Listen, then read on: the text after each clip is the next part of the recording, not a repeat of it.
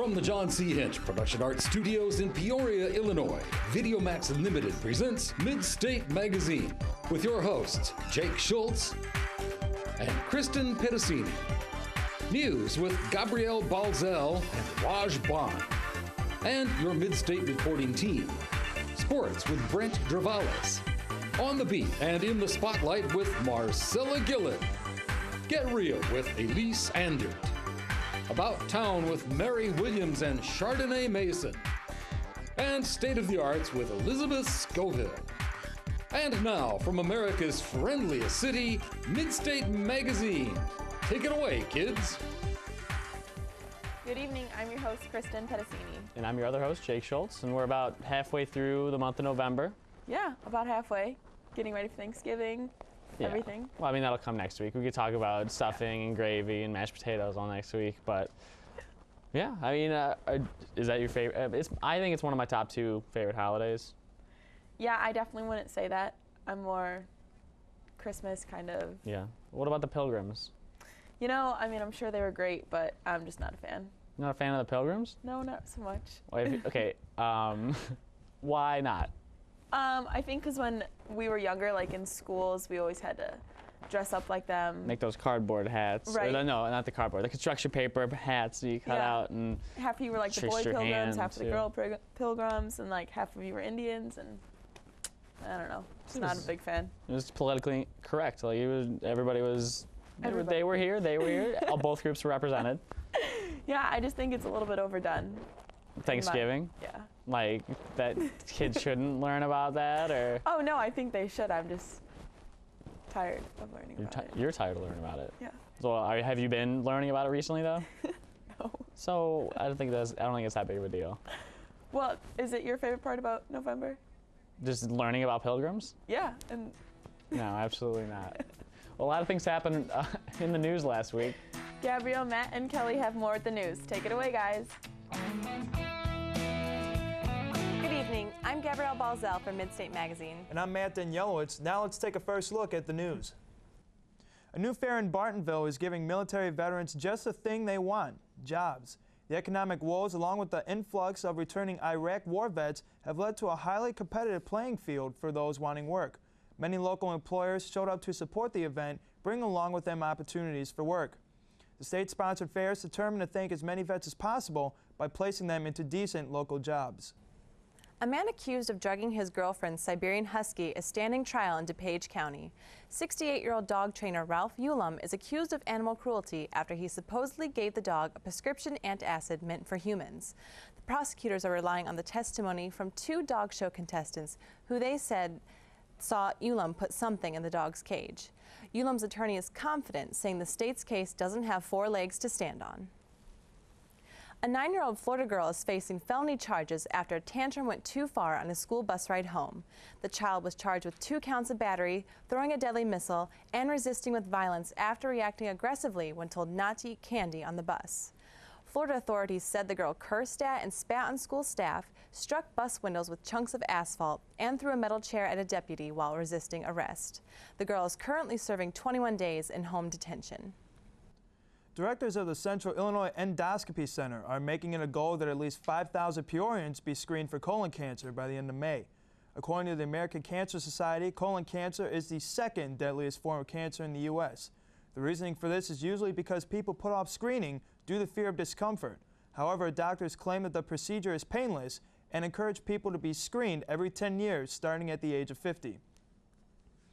Last Monday, Peoria Salvation Army opened registration for its Holiday Christmas Center. The Christmas Center sends out holiday food baskets, toys, and anything else local struggling families may need to have a better holiday. Over 118,000 were served last year, and even more are expected this year. Salvation Army members love to help the community in any way they can and say that there's no better way to get in the Christmas spirit than giving. Should social media be implemented in today's education system? That's an issue the Springfield School Board has been facing for the last week. The school board finds students being friends with teachers on Facebook inappropriate. However, many parents find that it could be beneficial to their child's education, as it allows a quick way for students to directly ask questions while doing homework. If social media is accepted, the district says it will be firm on making certain restrictions. To go alongside a robust year in earnings, Caterpillar has promised a new parts distribution center in California. Caterpillar is buying 46 acres of land in the Tijan Ranch Commerce Center to build a 400,000 square foot parts distribution facility that will serve Caterpillar dealers and customers throughout California and the western United States. The new building is specially designed to assist with the rise in business between CAT and the Japanese and Chinese markets. The facility will employ around 150 people and will be operational in late 2012. Now let's go to Kelly O'Brien with sports. Thanks, Matt. Among other problems related to Penn State's recently reported sex scandal involving former assistant football coach Jerry Sandusky, Joe Paterno has decided to retire. The 84-year-old, who has been the team's head football coach since 1966, is stepping down amidst the worst scandal in Penn State history. Paterno holds the NCAA record as head coach with 409 wins. Bass Pro Shop has made quite an impression on people in Peoria. I recently visited the archery range to get the full Bass Pro Shop experience for myself. Bass Pro Shops in East Peoria has their own archery department that provides equipment and expertise. The lead in the department, Scott Erb, tells the significance of the sport of archery. Just archery is a great sport. It's a good family sport. It's also a nice sport for individuals that enjoy hunting. Maybe they've gun hunted in the past and it's not a challenge to them anymore. So by picking up the sport of archery, that adds another whole level of excitement and more challenges for the person. Archery is just a fantastic sport all the way around. An archery range is featured inside the store. They can take them back into our archery range and shoot them and make sure that things are functioning properly, and it just gives them a chance to get more comfortable with their bows once they've been repaired. Erb describes the impact of the store on the community. It's benefited local archers because it's given those people that are beginning in archery a chance to come and look at several different bows and to ask us what we think would fit them the best, because some bows fit certain people better than others. With bow hunting season underway, Bass Pro Shops located in East Peoria is helping local bow hunters purchase the latest in archery technologies and practice their skills. This outdoor superstore is a bow hunter's paradise. For Midstate Magazine, I'm Kelly O'Brien. NBA Union President Derek Fisher has made it very clear about current labor negotiations. No deal. The longtime NBA veteran says a revenue split of 53% to 47% in favor of the owners is unacceptable. The current deal on the table is 50.2% for the players, which looks to be the most viable option. NBA owners say the players' best offer is on the table. Roughly put, if we don't see a positive movement in a positive direction in the next week, we might not see any NBA at all this season. The sports world lost a true legend last Monday when 67-year-old former world heavyweight boxing champion Smokin' Joe Frazier lost his battle with liver cancer. Frazier is best remembered for his 5-year championship run from 1968 to 1973. On March 8, 1971, at Madison Square Garden in New York, Frazier and Muhammad Ali had the bout dubbed the Fight of the Century, which Frazier won by knocking down Ali in the 15th round. Frazier had been in hospice care since the beginning of November. Back to you, Matt. Thanks, Kelly. Would a cell phone company ever consider not carrying the iPhone? That question can now be answered thanks to U.S. Cellular CEO Mary Dillon. In an earnings release conference this past week, Dillon acknowledged that the company had the opportunity to carry the world's most popular phone in stores and rejected the offer because the expenses carried too much risk. I don't know. I think that was a bad decision. I may have to ask Siri on that one. I don't know. I don't know what they'll say. Well, that's it for news. I'm Gabrielle Balzel. I'm Matt Danielowitz. And I'm Kelly O'Brien. Have a good night and join us next week. Thanks, news team. And that tantrum on the bus. That just blows my mind. I mean, I never had to take a bus to school, so I'm not really sure how, normal conduct goes on the bus, but I can't believe it's that. An entirely different world. It's like you just go to the jungle and then there's the tigers and leopards and it's dog eat dog on the bus. So that tantrum would have been normal behavior on a bus when you were That's tame compared to some of the stuff I've seen on a public school bus. Yeah. Okay. What stuff have you seen on a public school bus? I can't really talk about it on camera because legally I'm not allowed to. Let's just say it's not good. Okay. I just don't understand how like a little 9-year-old can throw that big of a fit about candy. I don't understand how there was a chair on the bus. Yeah. They said she threw a metal chair? Something like that. Okay. But I don't even know why that would be on a bus. Well, I mean, maybe she was like really sugared up on candy. Like she ate a whole lot and like they cut off her supply and then she was like jonesing for some more candy. Like she really needed a pixie stick bad and just, yeah? Is that what happens? I'm hoping not. No? But I also don't think the parents should give her that much candy if she's going to throw a fit like that. Okay. Well, I mean, that makes sense. I think that anything in moderation, I think that kind of should apply to that girl and candy. Actually, she should probably never eat any candy again. Or have, yeah. All right. Well, it was a sad week in music news and the sports world. Let's go to Marcella Gillen to find out why. Hey there, I'm Marcella Gillen, and this is In the Spotlight. There have been quite a few deaths recently. Andy Rooney of the CBS News show 60 Minutes passed away at the age of 92. He was hospitalized last month after suffering serious complications from a minor surgery. The writer, producer, and war correspondent had retired from 60 Minutes in October of this year. Rapper Heavy D also passed away. Dwight Myers was found unconscious in the walkway of his home. He was rushed to the hospital where he was pronounced dead a few minutes after arrival. While there are no obvious signs of foul play, police are looking into the cause of his death. Heavy D released a total of 9 CDs throughout his career and was an influential rapper of the 90s. He died at the age of 44.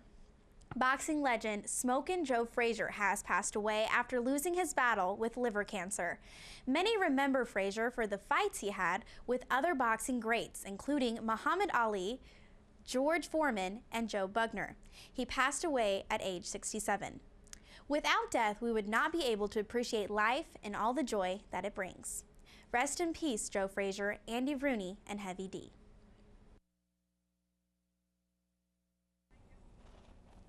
Thanks, Marcella. We'll be right back after a short break.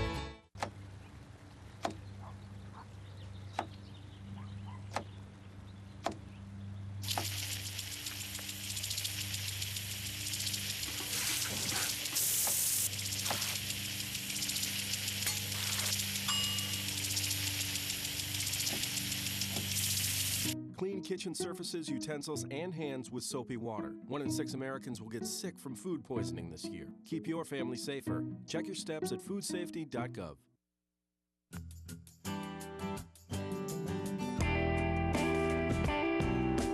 All right, welcome back. And I know coming with the fall, my house, our front lawn is entirely covered with leaves. I know, I love it. We have this huge tree and there's no leaves on it anymore and they're just all in our yard. It makes my whole day. See, we've got about half of our leaves down from our big tree in the front, so we're gonna have to do it twice. Like I was hoping that we could just kind of wait it out, but the leaves would be like 2 feet deep and that you can't do that. I mean, you could probably just wait till it started to snow and then have all the snow cover it up. But I heard that's really bad. Like you can't. Yeah. It's actually really bad. But I don't know. I personally love raking leaves and then jumping in it. I used to do that all the time. So you're raking them twice then? Yeah. So were you the person that re-raked the leaves after you jumped in them? Oh no. Never. Never. Yeah. So you're never gonna see the consequences of your actions then. Nope. Probably not. Okay. You learn now. Are you raking the leaves at your house? No, we actually haven't. I don't think we own a rake. Oh. But they're just kind of everywhere. Yeah, we have one sitting on our front porch. Like we haven't gotten around to using it yet. Yeah. But it's there. It's available. We can. Well, I think you should probably get on that. I mean, I know for us, we would just rather have them sit there. Not that we're lazy, but it's just more fun. But you kind of are. I mean, why is it more fun to just have leaves there, unless you're jumping in them? Because it's just pretty. Yeah, Instead I guess of looking so. at the dead, gross grass, you have all these like red and orange. Dead leaves. Yeah. All right, coffee drinkers in Peoria recently welcomed in a new coffee shop to town. 3030 Coffee opened up downtown last Monday. Carolyn Magusa has more.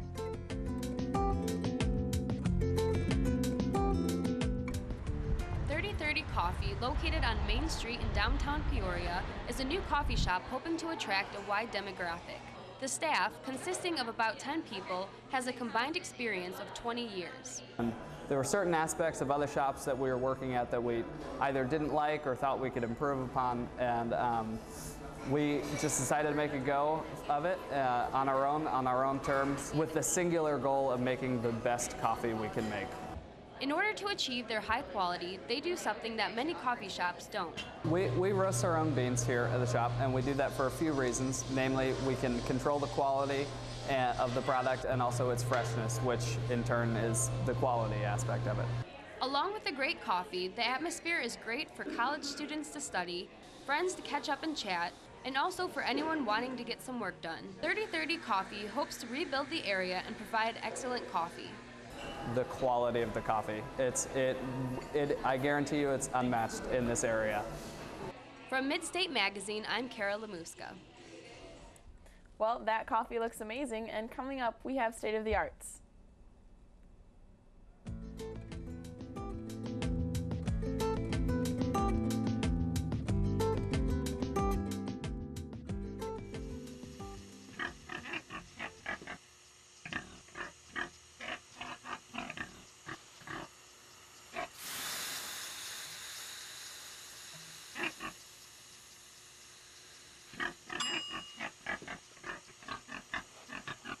Cook foods to the right temperature using a food thermometer. 3,000 Americans will die from food poisoning this year. Keep your family safer. Check your steps at foodsafety.gov.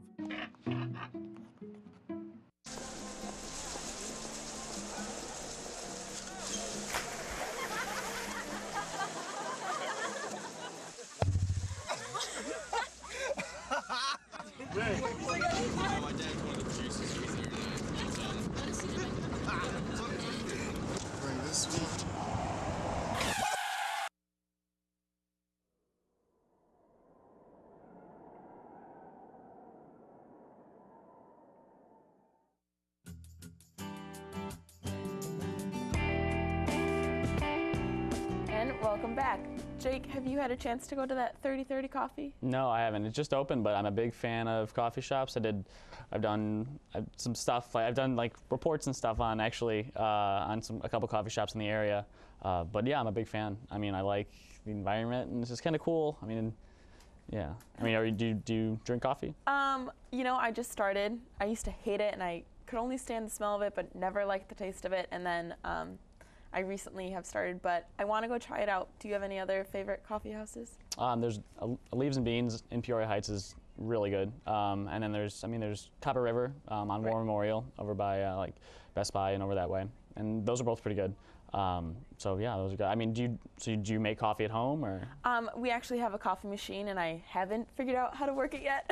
So far, I would just go into Starbucks, but I'd rather branch out to like the other kind of different coffee houses, because I think Starbucks is a little bit overrated. Okay. So what's your favorite thing to get at Starbucks? Right now, the peppermint mocha. Okay. Is that like seasonal? Delicious. Yeah. Okay. It's just kind of a Christmas drink. I know they have a gingerbread one, and that's really, really good. I usually get black coffee.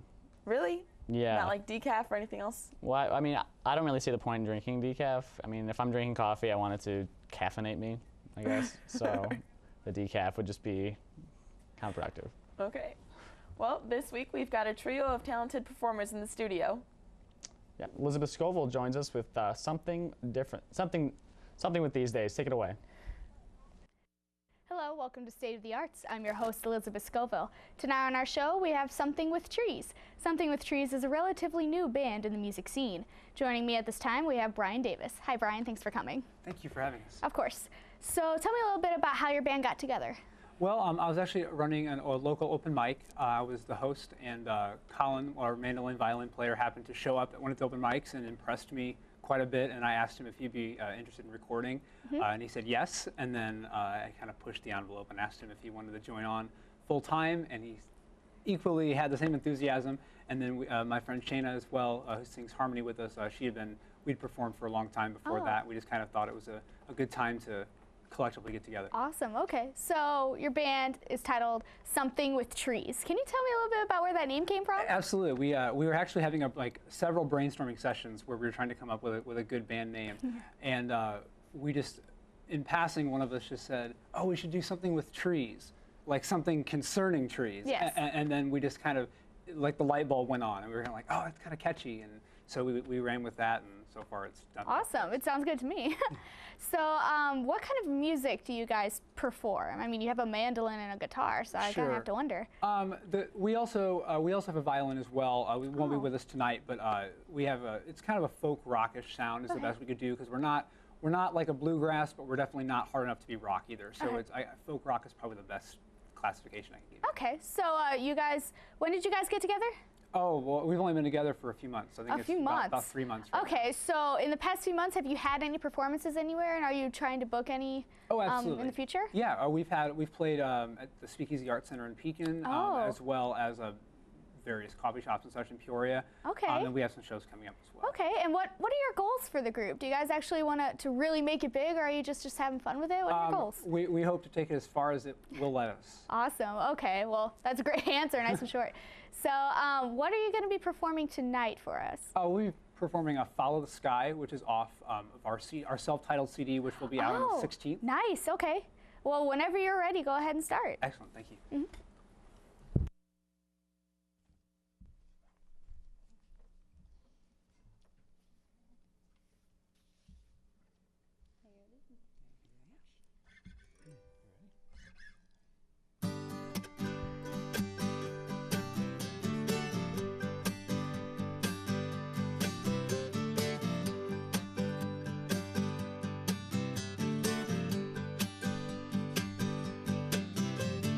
Trolls may try and startle us as we approach their bridge, but little do they know that I know right where they live.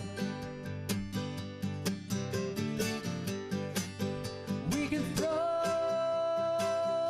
eggs at their doorstep or rocks through their windows. Where we'll end up afterwards, who knows? Before the legend goes, flamingos and mustard both bite.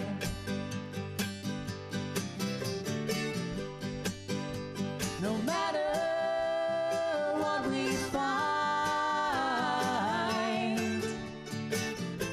you only need to follow the sky.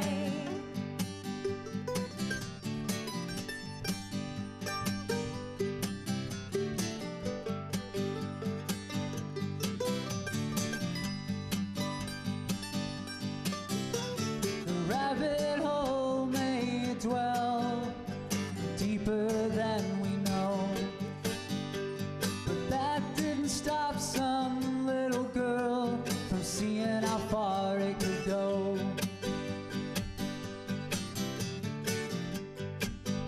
We can sail across the sea to the tops of the mountains.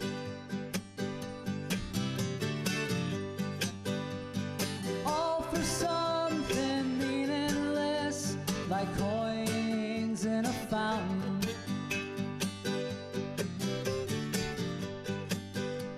But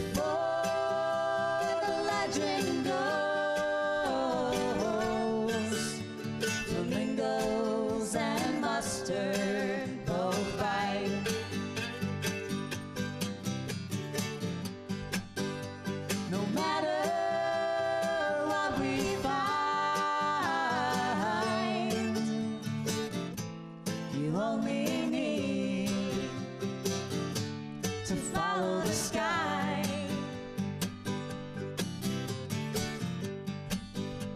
No matter what we find,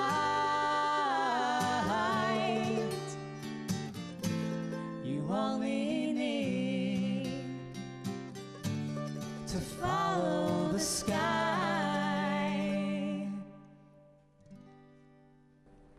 Well, thank you very much to Something with Trees for coming. That was an excellent performance, and thank you for watching. That's all the time we have for this week. For State of the Arts, I'm Elizabeth Scoville.